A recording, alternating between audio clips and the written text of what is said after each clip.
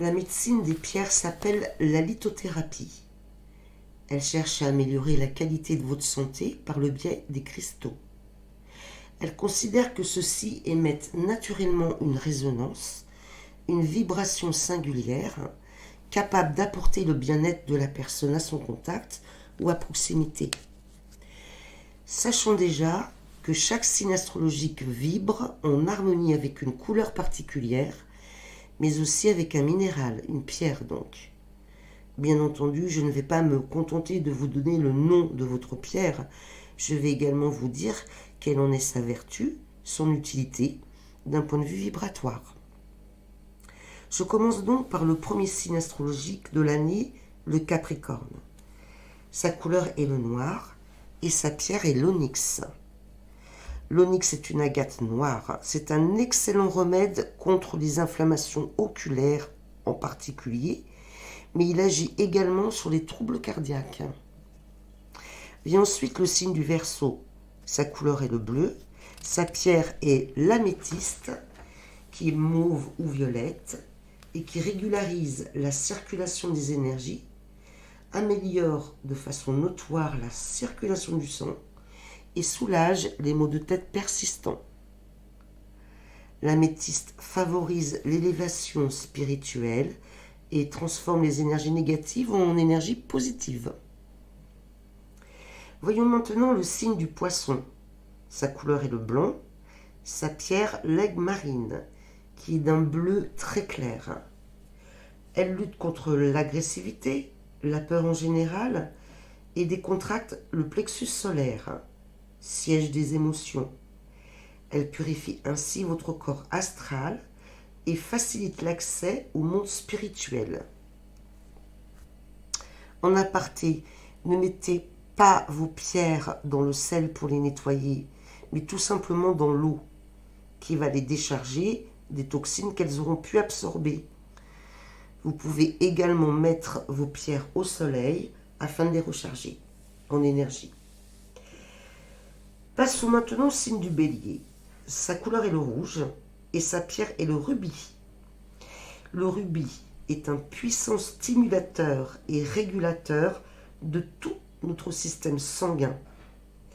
Il repousse les limites lors d'efforts intenses et au niveau spirituel, il fait aimer la vie, donne force et courage, mais il ramène aussi au réalisme pour ceux qui ont tendance à être de grands rêveurs.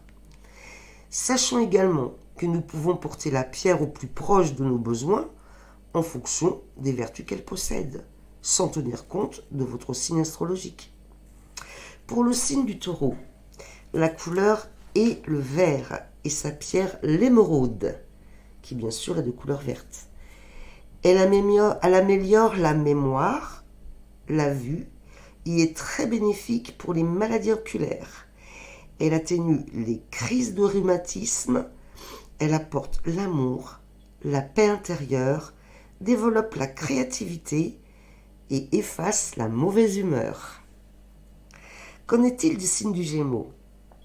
Sa couleur est le bleu, sa pierre est l'agate bleue, qui amoindrit la surdité et stimule le cœur.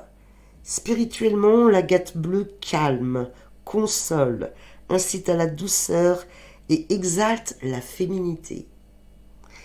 Voyons maintenant le signe du Cancer. Sa couleur est argent. Le Cancer est en harmonie avec deux pierres, l'aventurine et le diamant.